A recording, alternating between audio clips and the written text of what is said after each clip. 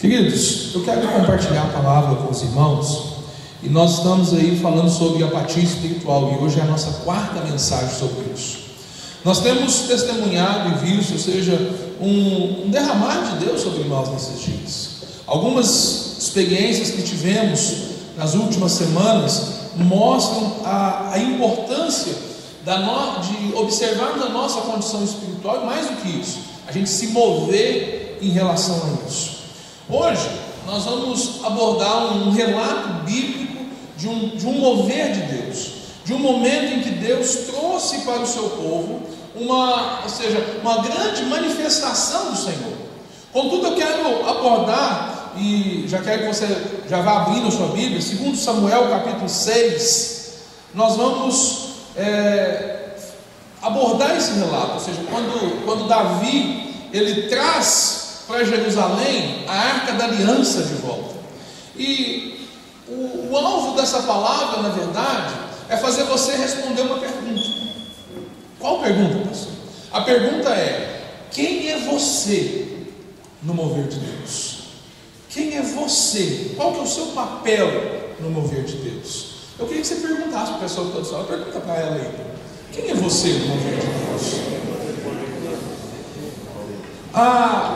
Quando a gente olha para essa história, nós vamos ler um texto de Samuel com alguma riqueza de detalhe, mas quando a gente olha para essa fase, nós vamos perceber o seguinte: eu estou dizendo que vamos abordar esse momento do retorno da arca, e talvez para você, estou dizendo aqui, você fala assim: o que tem essa arca? O que é essa arca?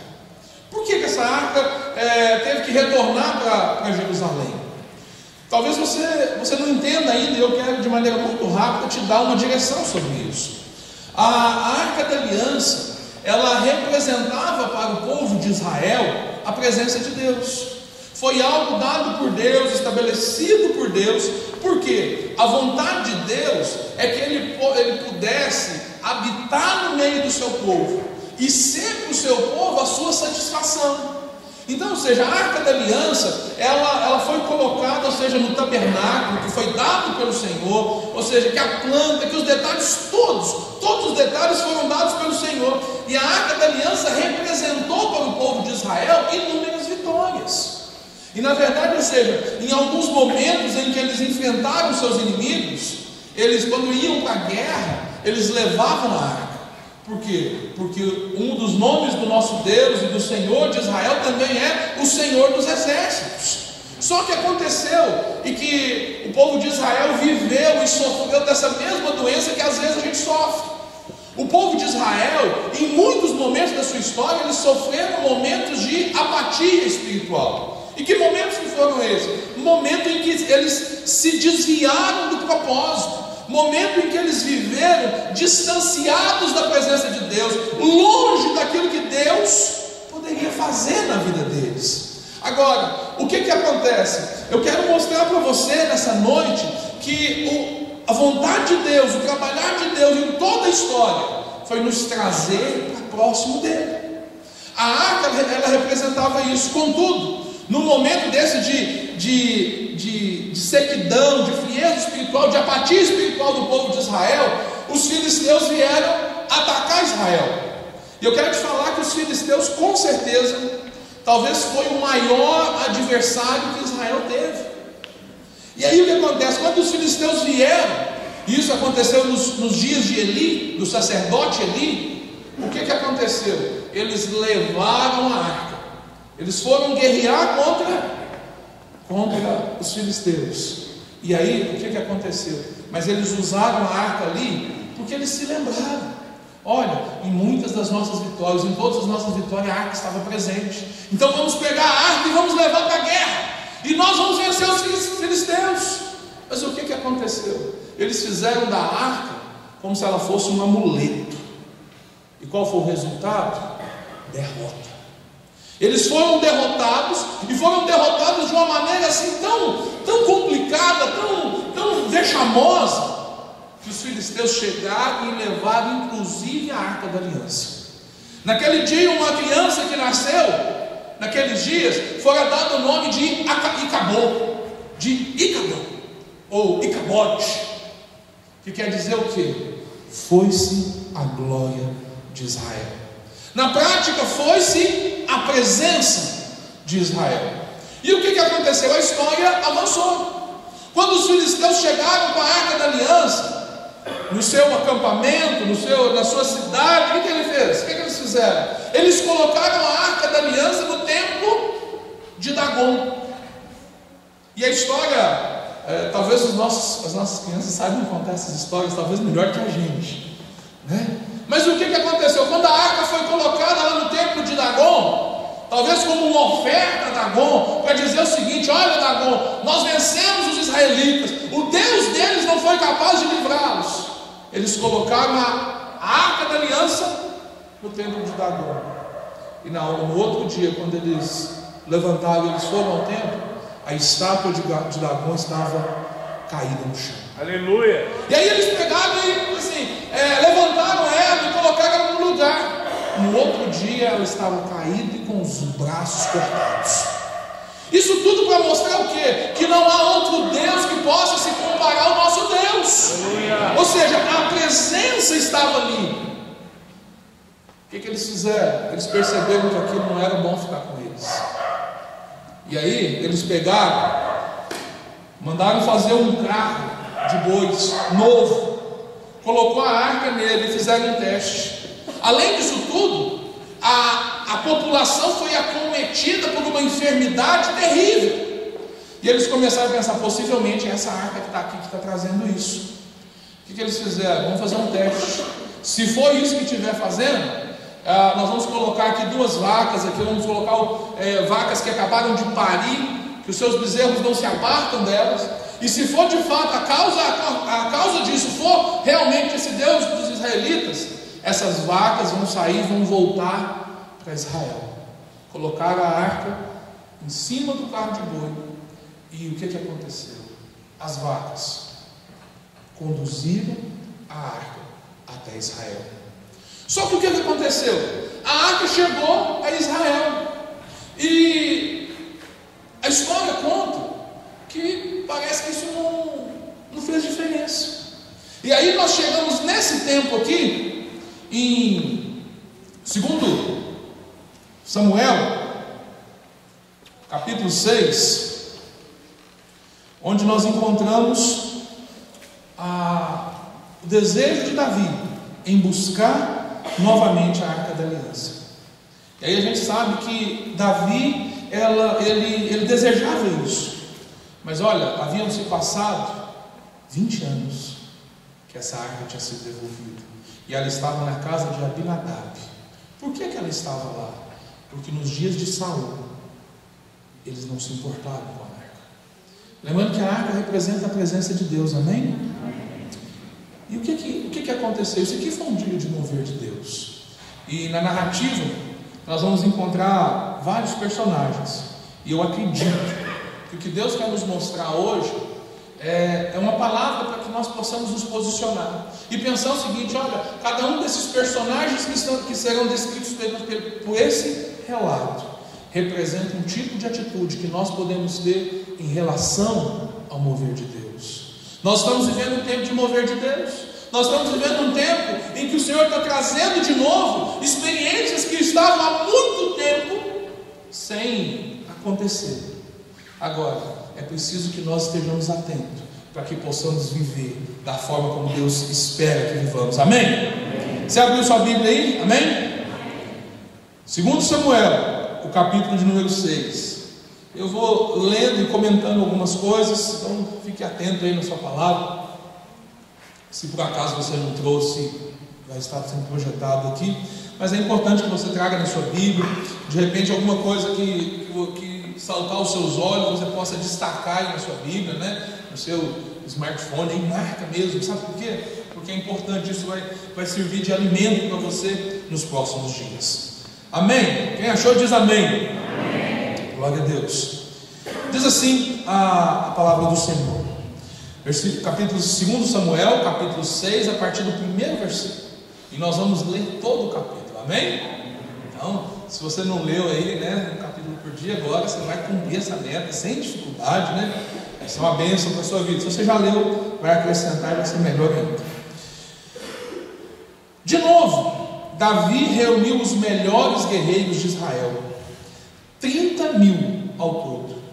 Ele e todos os que o acompanhavam partiram para Balaá, em Judá, para buscar a arca de Deus, a arca sobre a qual é invocado o nome do Senhor dos exércitos, que tem o seu trono entre os querubins, acima dela.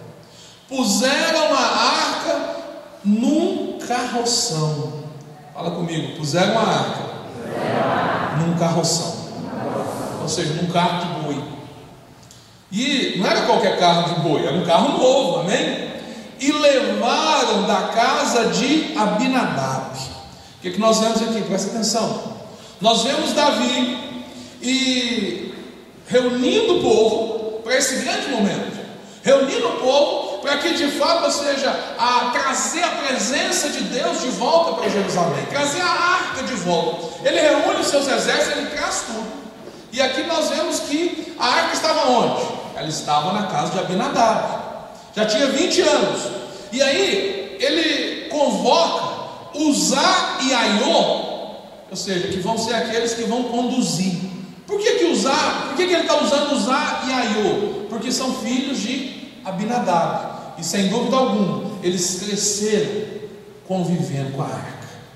Amém? Vamos seguir?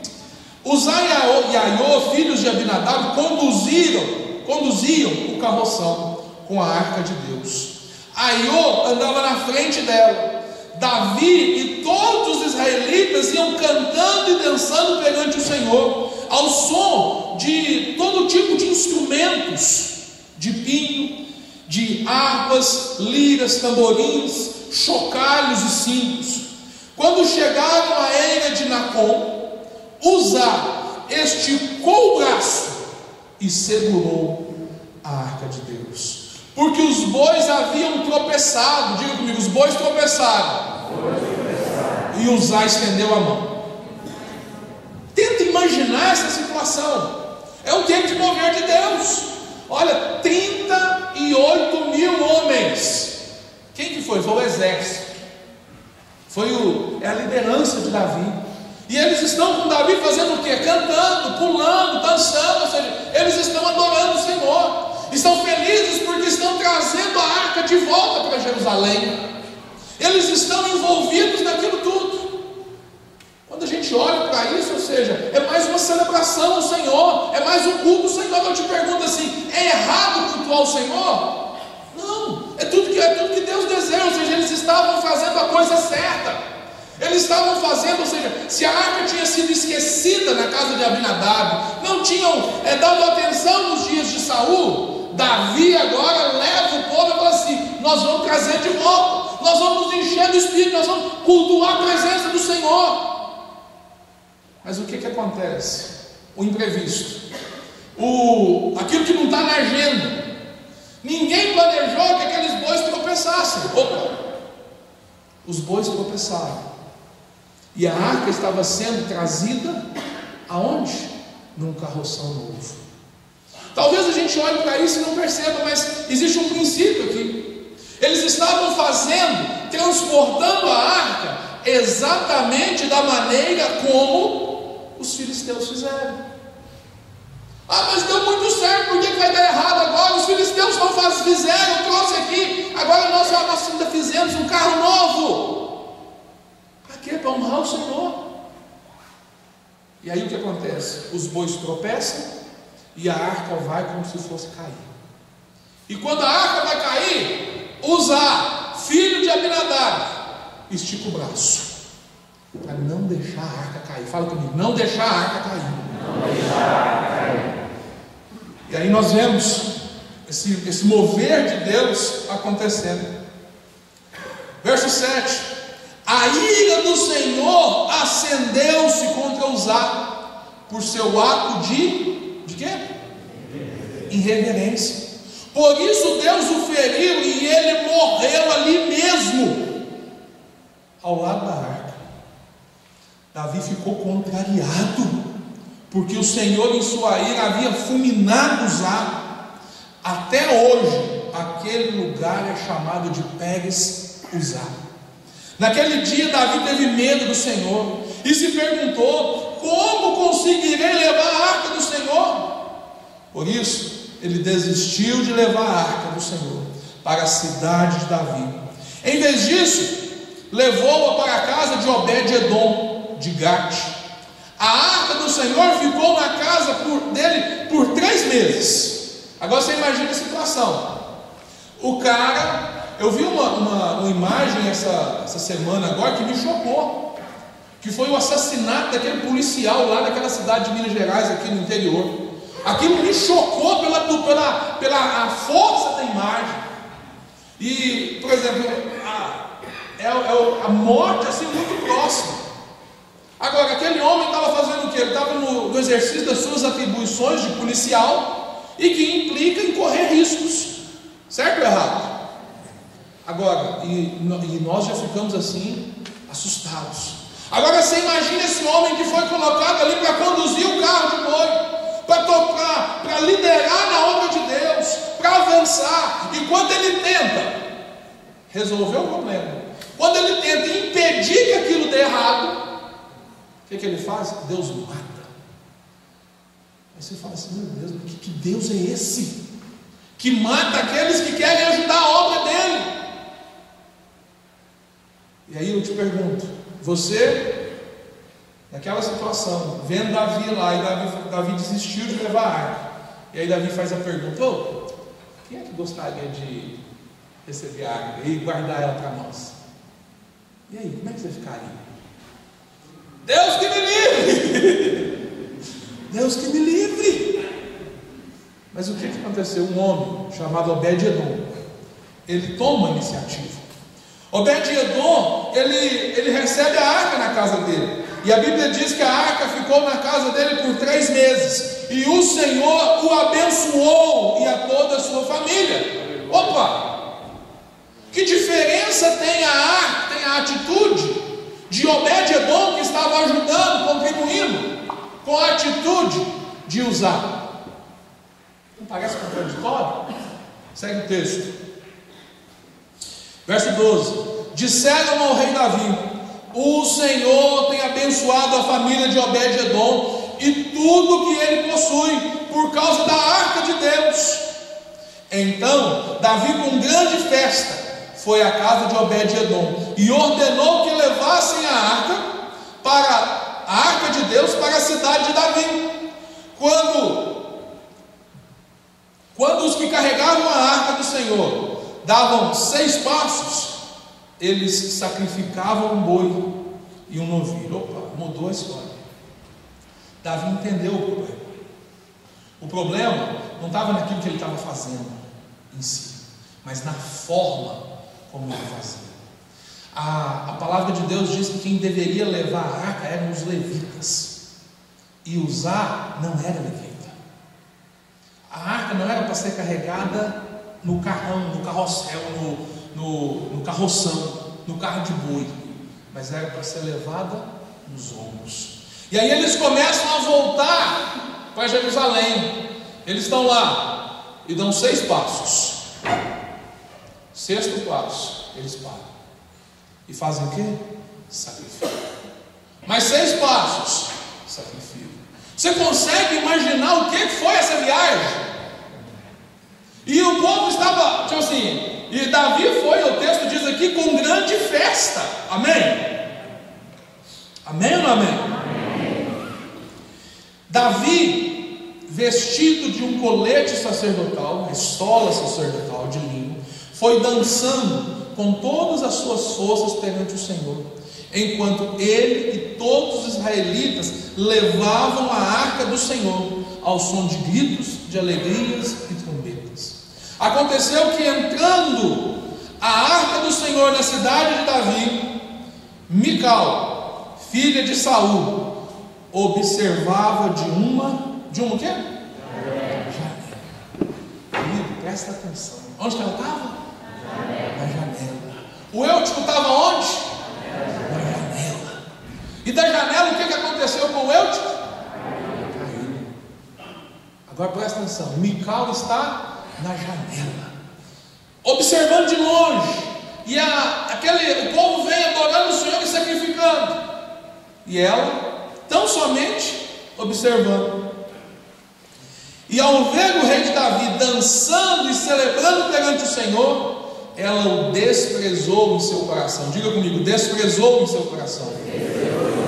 Eles trouxeram a arca do Senhor e a colocaram na tenda de Davi, que Davi havia preparado. E Davi ofereceu holocaustos e sacrifícios de comunhão perante o Senhor. Após oferecer os holocaustos e os sacrifícios de comunhão, ele abençoou o povo em nome do Senhor dos exércitos, e deu um pão e um bolo de tâmaras e um bolo de uva passas a cada homem e a cada mulher israelita. Depois todo o povo partiu, cada um para sua casa, né? A reunião acabou, teve o lanche, eles levaram o lanche de volta para casa, aí sobrou, amém?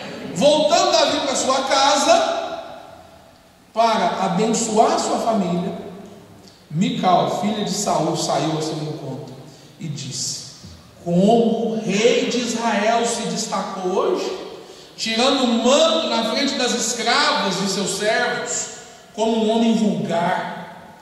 Mas Davi disse a Mical: foi perante o Senhor que eu dancei, perante aquele que me escolheu em lugar de seu pai, ou qualquer outro da família dele, quando me designou soberano sobre o povo de Israel, sobre Israel. Perante o Senhor celebrarei e me rebaixarei ainda mais, e me humilharei aos meus próprios olhos. Serei honrado por essas escravas que você mencionou. Verso 23: até o dia de sua morte, Mical, filha de Saul, jamais teve filhos. Queridos, a gente olha para esse texto e aqui existem inúmeros personagens. Na verdade, nessa noite nós vamos abordar apenas 2 de 4 personagens que estão nesse texto, e possivelmente em algumas semanas nós voltaremos a abordar as outras. Mas eu quero nessa noite fazer um contraponto entre a figura, o papel de Uzá e o papel de Obed-Edom. Nós poderíamos ainda falar de Mical e Davi, e nós vamos deixar Mical e Davi para uma próxima mensagem. Mas hoje eu queria concentrar nossa atenção especificamente na realidade que esses 2 personagens viveram.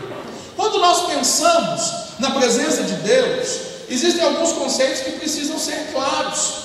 Por quê? Porque eles estavam buscando a arca do Senhor numa cidade, levando para a cidade de Davi, para Jerusalém.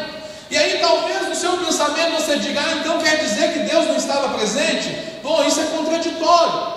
Talvez o raciocínio nosso nos leve a essa conclusão. Por quê? Porque a Bíblia fala que Deus está presente em todos os lugares. Ou seja, Deus está em qualquer lugar que eu for, Deus está. Então, ou seja, apesar da arca não estar lá, Deus ainda assim estava com o povo de Israel. Tanto é que eles experimentaram outras tantas vitórias. Ou seja, Deus está em todos os lugares, amém?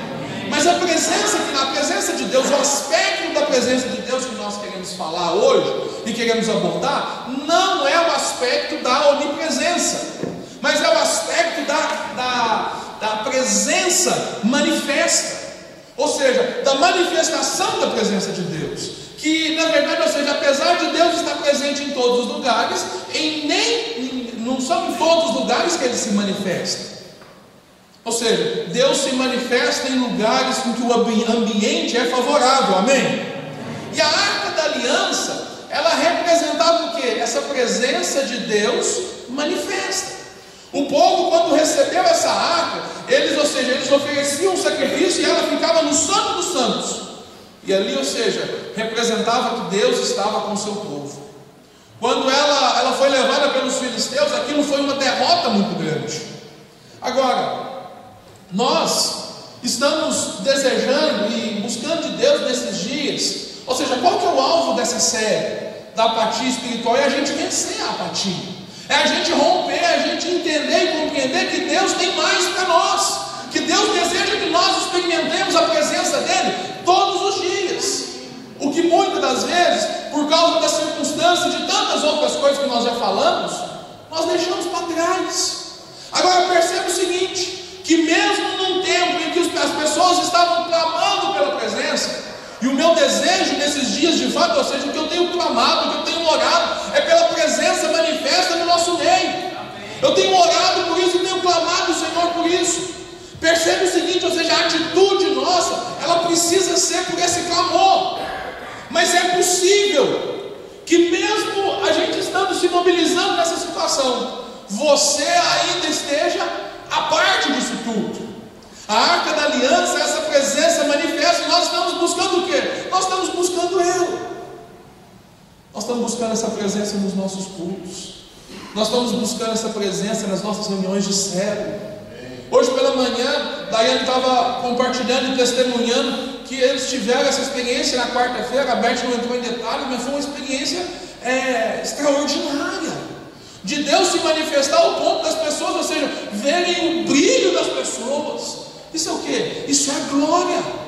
Nos nossos cultos nós temos experimentado isso, mas percebe o seguinte, pode ser que você esteja percebendo isso, vendo isso, e não fazendo parte. E para você é mais um.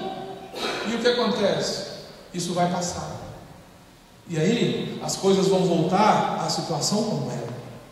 Quando nós pensamos em usar, e a gente já falou, ou seja, a arca estava na casa dele. Usar, ele é um personagem interessante, por quê? Porque ele cresceu. Ele cresceu vendo a arca. Davi queria trazer essa arca de volta. O grande problema aqui é que Davi estava querendo trazer a arca da maneira como os filisteus fizeram. Mas por que não teve problema? Ninguém morreu quando os filisteus colocaram a arca num carro de boi, ninguém morreu. Porque eles não tinham conhecimento, eles não tinham entendimento, eles não sabiam. E o que acontece? Eles não eram povo do Senhor. Agora, quando o povo de Deus começa busca fazer as coisas de Deus, mas faz contrariando a palavra, aí não tem jeito. E aí o caminho é o que? É morte. E foi o que aconteceu, ou seja, Davi decidiu fazer a coisa séria, mas ele estava fazendo da forma como o mundo faz. Ele estava errado. Eram os levitas que tinham que levar. E aqui, nessa situação, entra essa figura de Uzá. Por que Uzá sofreu dessa forma? Por que Uzá teve essa experiência com o mover de Deus? Uzá poderia dizer o seguinte: esse negócio do mover de Deus é muito perigoso. Mas qual foi os problemas? O porquê? É isso que nós queremos abordar. Primeira coisa que nós enxergamos em Uzá e entendemos que nós precisamos ter cuidado com a familiaridade com as coisas de Deus. Sabe o que é isso? É você tornar as coisas de Deus muito comum. É você se acostumar tanto com as coisas que aquilo não te move mais. Aquilo não faz diferença para você porque você já está acostumado. Sabe por que acontece isso? Olha, infelizmente nós vemos isso muito no nosso meio. É um perigo isso aqui, nós temos que nos guardar. Sabe por quê? Porque nós vamos tendo experiências com Deus, mas nós não guardamos o nosso coração e nem procuramos mantê-los. E aí o que acontece? A gente começa a se acostumar com aquilo, e daqui a pouco aquilo já não faz muito sentido. Daqui a pouco aquilo já não é mais importante. São velhos convertidos. Presta atenção, são velhos convertidos que se tornaram indiferentes ao mover de Deus. Deus está fazendo, Deus está salvando, Deus está batizando. E as pessoas estão o quê? Oh, que bom, que bacana. Pois é, já estou acostumado. E não, isso aí que está acontecendo aí, não. Já teve outros tempos aí muito melhor. Ah, não, na minha época eu experimentei isso, aquilo, aquilo outro, mas e hoje? É sequidão. É seco. E isso é um perigo, por quê? Porque isso nos torna muitas vezes o quê? Irreverentes. Infelizmente, às vezes filhos de crentes experimentam isso. Você sabe que disso eu posso falar com autoridade, porque eu sou filho de crente, porque eu cresci na vida da igreja. E às vezes o que acontece? Eu tenho a alegria de conhecer muitas pessoas que que participaram da minha infância, que nós brincamos juntos, que participamos de escola dominical e hoje são pastores, são homens de Deus, são pessoas que estão envolvidos com o reino. Mas eu conheço tantos outros que estão vivendo vidas miseráveis e conhecendo a palavra. Você fala assim, você senta com a pessoa, conversa com a pessoa, explica para ela: isso eu já sei. Não, o pastor fulano de tal, na década de 30, falava isso para a gente. Mas eu sei o que você vai fazer. Não, eu não dou conta. Para mim ficou assim, ou seja, você acostumou e se tornou o quê? Indiferente. E o caminho da indiferença é o quê? É a morte. E existem muitos que estão mortos espiritualmente, por quê? Porque se tornaram irreverentes à presença de Deus, ao propósito de Deus. Quando o apóstolo Paulo diz que existem muitos que estão enfermos e muitos que dormem, por quê? Por não discernir o corpo, por não entender, por não ter revelação. De tão acostumado o coração dessas pessoas, o coração de usar, ele se tornou o quê? Completamente frio. Nada funciona, nada agrada. Outra coisa que nós aprendemos com usar é que o mover de Deus, ele não tolera religiosidade. Fala comigo: o mover de Deus não tolera religiosidade. O que matou usar, na verdade, foi a sua religiosidade. Como assim, pastor? Não foi ele tocar? Foi, mas o que acontece? A religiosidade, ela traz consigo o comodismo, ela traz consigo a imprudência, ela traz consigo a irreverência, porque eu já sei como que funciona. Eu já sei como é que é o culto. O culto começa assim, e aí depois acontece aquilo, aí no final apagar as luzes e nós vamos lá para frente para orar, quem quiser. E aí tipo assim, eu vivo isso semana após semana e não muda nada na minha vida, porque se tornou o quê? Religioso. É uma prática que eu não consigo viver sem, mas eu não tenho prazer naquilo. O filho de crente, e eu fui um desses, que numa fase da minha vida eu quis ter experiência diferente. Só que sabe o que acontecia? Gente, fique desviado é uma tristeza. Tipo assim, você pode estar desviado, você está aqui dentro, você está desviado. Porque às vezes você está aqui dentro e seu coração está lá fora. E aí o que acontece? Às vezes eu não conseguia, a minha religiosidade, a minha cabeça não permitia que eu ficasse um final de semana sem ir na igreja. Nem que fosse um pouquinho, chegar lá e sair mais cedo, eu tinha que ir, para aplacar a minha consciência. Religiosidade. Já contei diversas vezes que numa oportunidade estava acontecendo uma festa de Vinópolis, a festa da cerveja, e aí num belo sábado, culto de Santa Ceia na igreja, eu fui para o culto, cantei no conjunto, participei da ceia. Acabou a ceia, o que eu fiz? Hoje é tudo bem, eu já fui embora, porque amanhã, né? Domingo, era um sábado a ceia. Despedi do povo e fui lá para Salvacinho. E fui para Salvacinho porque disposto a ir para o crime mesmo, né? Falei assim, é hoje, né? É hoje. Mas você sabe que o pastor Teófilo diz isso, e eu acho que é uma baita realidade. O crente, ele não consegue nem pecar gostoso. Não consegue. Porque aí eu cheguei lá, né? Pronto para o crime. Assim, agora, né? Festa da cerveja, tinha uns shows que acontecia na Salvacinha, lotava de gente. E aí eu estou andando no meio daquela multidão sozinho, à espera de companhia, né? Procurando companhia. E aí o que acontece? Bate no meu ombro. Aí que eu olho para trás, não, menina, que bom que você está aqui. Era um irmão de outra igreja. Eu falei assim, pois é, né? Aí ele me abraçou e falou assim, não, a turma está lá embaixo. Eu falei assim, lá embaixo? Nossa, meu Deus. Não, o pessoal da Jocum está aqui, nós estamos fazendo um impacto evangelístico. Você não veio, não foi para o impacto? Eu falei assim, foi sim. E eu fiquei o final de semana inteiro evangelizando. A motivação não era aquela. Mas sabe o que é isso? Sabe por que eu fiz isso? Isso é um fruto de um coração que é religioso, que estava ali, gente, pensa que falta de reverência, que falta de noção. Mas Deus é tão cuidadoso com a gente que Ele nos guarda até nessas situações. E aí, ou seja, aquele dia eu voltei para casa, nós ficamos lá até 2 horas da manhã. Na última hora apareceu um cadeirante lá para a gente evangelizar. A gente vai evangelizar, o cara é um satanista, um negócio feio. Oh, que experiência louca que foi aquele dia.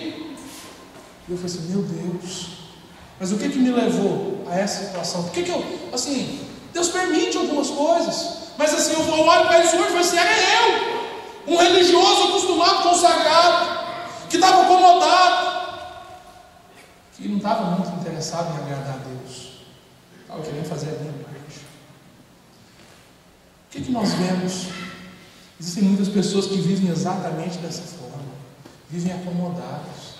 E aí o que acontece? Deus se manifesta no meio da vida da igreja, a pessoa não está nem aí. Os irmãos estão caídos, aqui, cheios do Espírito Santo. Ele passa em cima, pula, ri, e aí faz piada do outro que fala em língua de uma forma esquisita, do outro que está pulando, do outro, tipo assim, é irreverente. Mas por quê? Porque não entendeu, seja um religioso. Outra coisa que nós aprendemos a usar, que nós não podemos fazer, é o seguinte: não tente segurar aquilo que precisa cair. Fala comigo, não tente segurar aquilo que precisa cair. Querido, naquele dia a arca tinha que cair. Querido, o bem de Davi, que era o líder, que era o rei, que era quem estava trazendo, aquela arca tinha que cair. Sabe por quê? Porque ele estava fazendo a coisa certa da maneira errada. Aquilo traria prejuízos para a vida dele. E aí o que acontece? Quem é que fez aqueles bois tropeçar? Querido, foi Deus, não tem outra explicação. E aí o que acontece? Aquela arca tinha que ter caído no chão. Sabe o que acontece com muitas vezes a gente? Qual foi a intenção de usar? Usar, ele quis ajudar. Usar, quis fazer o negócio do jeito dele. E o que ele fez? Esticou o braço para não deixar cair. Mas a arca tinha que cair. Se ele estica o braço, não, dá para levar, tudo bem. Sabe o que acontece nos nossos dias?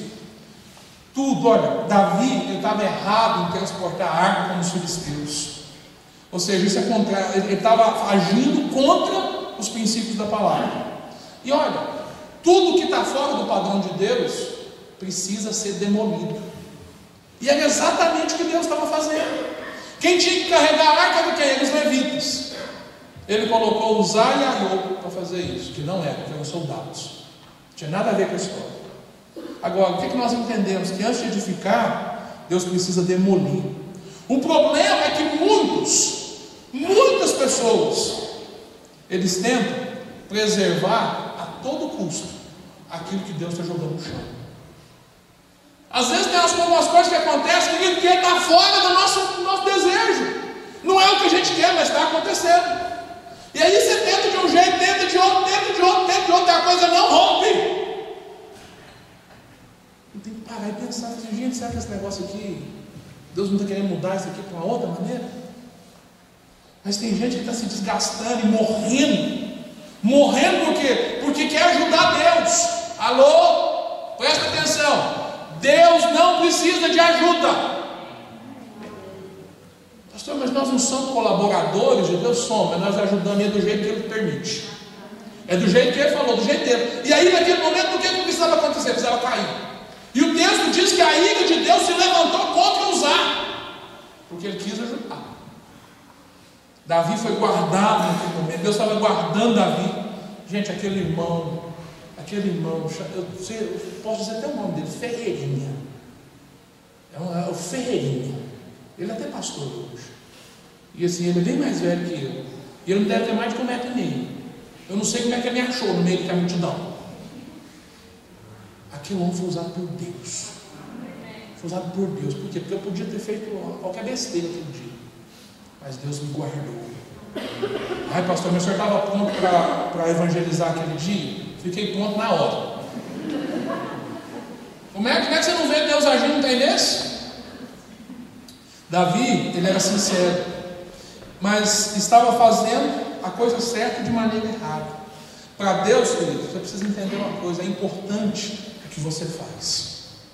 É muito importante o que você faz, mas é tão importante quanto como que você faz. Não adianta a gente querer edificar a igreja, fazer do nosso jeito, se o nosso jeito não é o jeito de Deus. Pastor, isso é difícil. Porque volta e meia eu me pego como usar. E aí nós precisamos, nós apanhamos, nós lutamos, e aí o que acontece? De repente a gente percebe, não, o caminho é esse. E Deus vai tratando com a gente. Usar representa essa situação. E usar, ele tocou na arca, ele não caiu no chão, cheio de Deus, ele não foi batizado no Espírito Santo, ele não falou língua, ele não pulou, não rodopiou nada, ele caiu morto. Porque tocou na presença de Deus de maneira irreverente, de maneira errada. E Obed-Edom? Como eu disse, após a morte, Obed-Edom recebe a arca. A pergunta que Davi faz, ela mostra o desejo do coração dele. Como? E percebe que como tem a ver com maneira de fazer. Como trarei a mim a arca do Senhor? Como eu trarei a presença do Senhor para mim? Porque eu tentei fazer aqui e deu errado. Esse homem morreu. Um homem morreu porque Davi estava fazendo do jeito errado. Gente, presta atenção. No entanto, um homem chamado Obed-Edom recebe a arca. E aí o que acontece? Deus abençoou tudo que ele tinha. Não parece ser qualquer dia, mas como é que pode uma coisa dessa? Como explicar? Sabe o que explica? O que determina se algo de Deus será uma bênção para você ou vai ser uma maldição na sua vida é a sua obediência e fé. É a maneira como você obedece a Deus e que você crê. Querido, eu vou te contar uma coisa. Se existe uma coisa que precisa ter fé no mundo, é para obedecer. Porque às vezes o que acontece? Você quer fazer, você quer realizar, mas a palavra é diferente daquilo que está no seu coração. Você sabe qual é o momento mais difícil? É quando você obedece e você tem que esperar o resultado. A espera para aquilo se concretizar. Durante o período que você espera, você fica assim: ai, mas Deus podia falar isso, Deus podia fazer aquilo. Ah não, mas Deus queria. Eu quero que Deus responda imediatamente. Mas Deus se cala e aí. É angustiante. E aí a gente precisa ter fé. Porque se Deus falou, Ele falou. Amém? A obediência, querida, ela demonstra a nossa fé. Usar simboliza a força humana. Usar simboliza aquele que está fazendo a vontade de Deus com a sua força. Simboliza a irreverência, a atitude contrária à palavra de Deus. Essa é a maneira de usar. Agora, usar estava no meio do mover de Deus ou não? Sim ou não? Sim. E Obed-Edom simboliza o sacerdócio. Simboliza aquele que deseja a Deus, que teme, ou seja, que deseja a Deus mais do que teme qualquer outra coisa. Porque você imagina o seguinte: ninguém queria essa arca lá não. Você já imaginou quantas desculpas poderiam surgir ali? Pessoas dizendo o seguinte: ah não, eu não posso receber a arca na minha casa não, porque na minha casa eu tenho crianças, e as minhas crianças são muito assim, vai que a minha criança lá, que é desobediente, muito curiosa e tudo, vai e toca nessa arca, morre, ah não, tem isso, aquilo outro, usar fala assim, pode vir, vai ter que ter cuidado com ela, vai ter que ter uma maneira diferente de tratar, vai, mas eu vou receber. Por quê? Porque a arca de Deus é a presença de Deus que vai estar na minha casa. Ele recebeu a arca, isso nós aprendemos, ou seja, ele recebeu a arca correndo risco. Usar, ou seja, Obed-Edom, ele entendeu o seguinte: as coisas de Deus, diga comigo, as coisas de Deus nunca são neutras.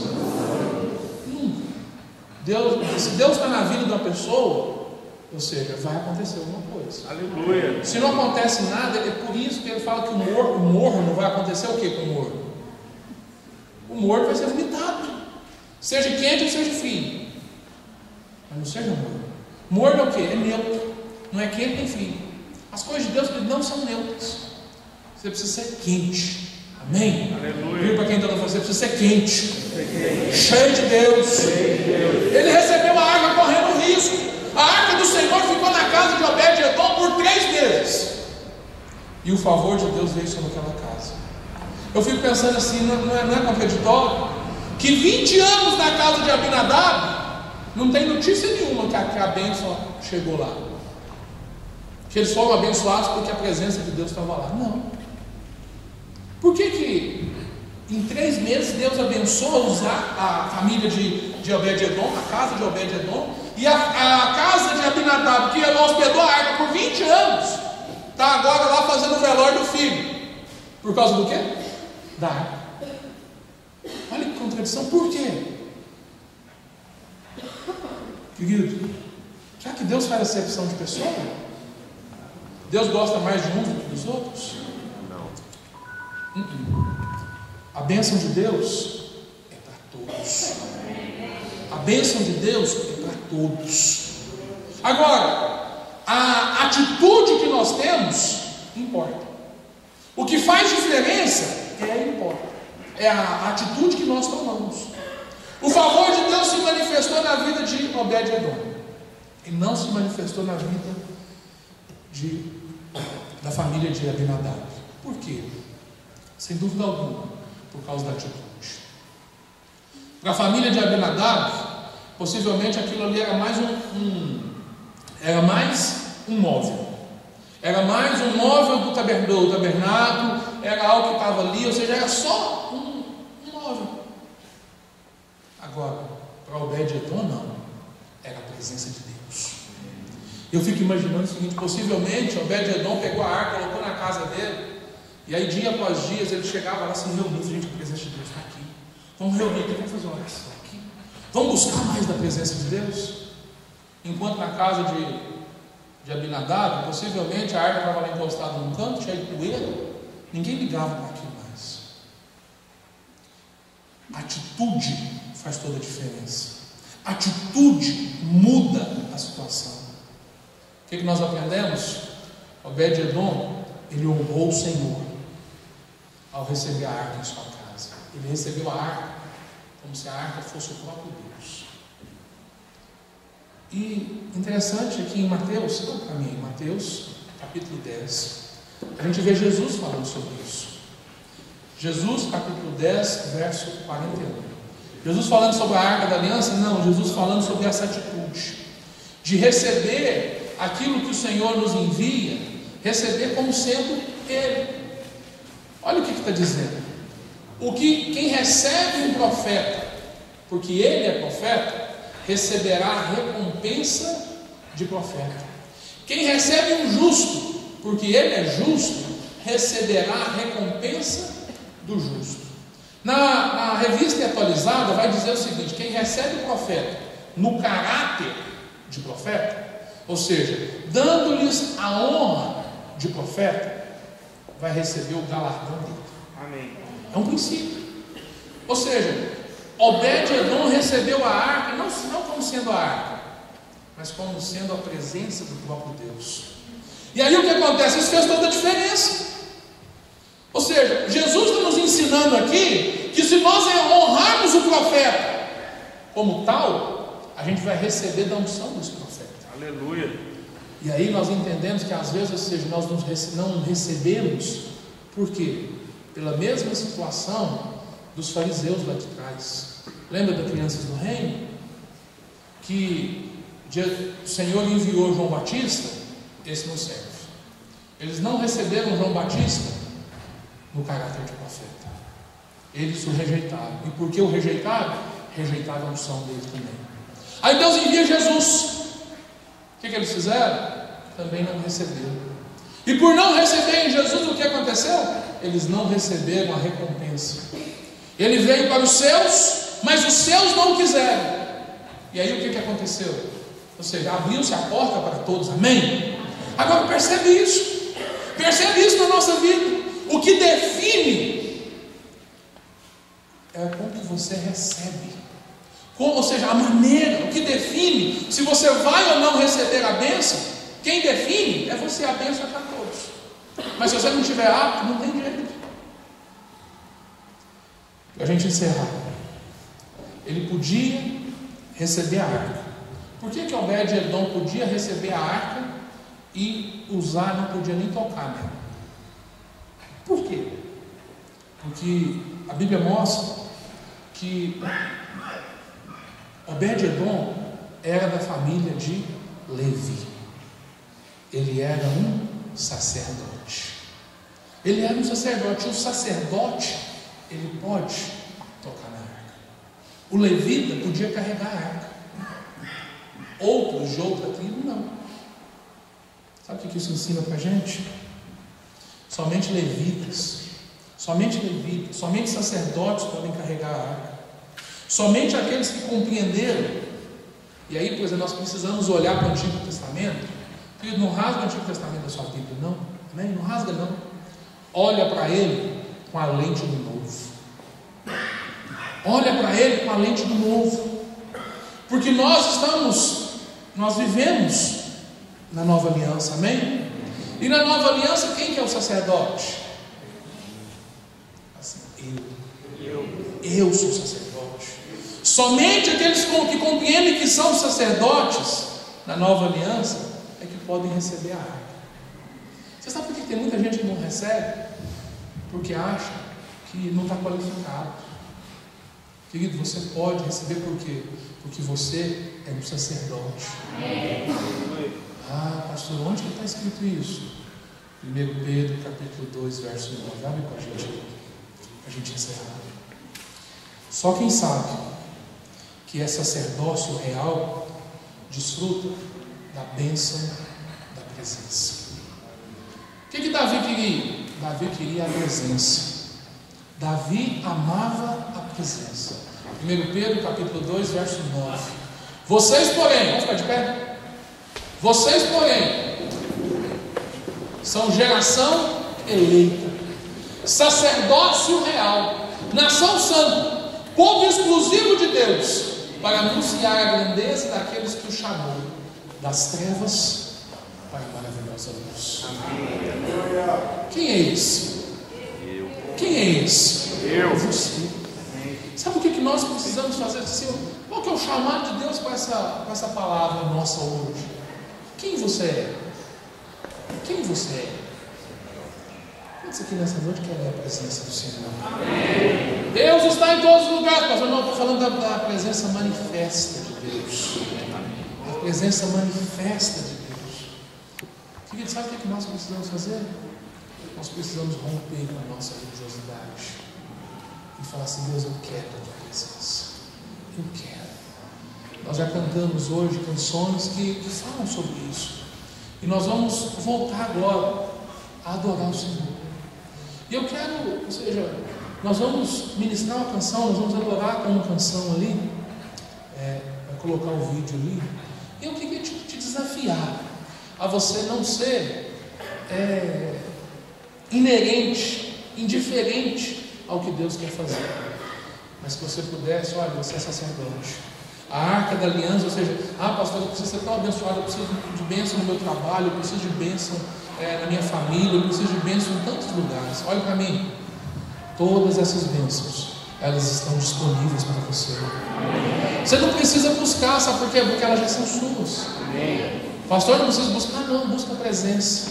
Buscai, pois, em primeiro lugar o reino de Deus e a sua justiça, e todas as outras coisas vos serão acrescentadas.